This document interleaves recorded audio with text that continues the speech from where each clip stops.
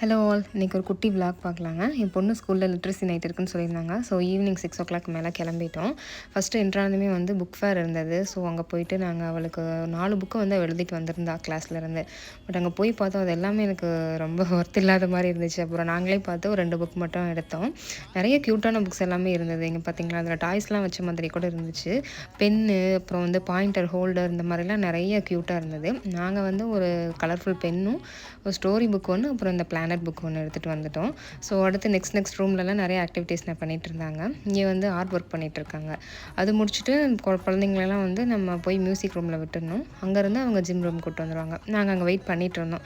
So அங்கே வந்ததுக்கப்புறம் இந்த மியூசிக் பர்ஃபார்மன்ஸ் இருந்துச்சு. பர்ஃபார்மன்ஸ் முடிஞ்சதுக்கப்புறம் எல்லோரும் கிளாப் பண்ணிகிட்டு இருந்தாங்கங்க. என் பையனுமே கிளாப் பண்ணுறாராம், அவரும் கிளாப் பண்ணிகிட்டு இருந்தார்.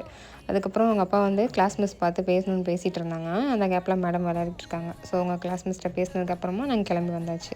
நம்ம இன்னொரு சர்ச்சில் பார்க்கலாம். பாய்.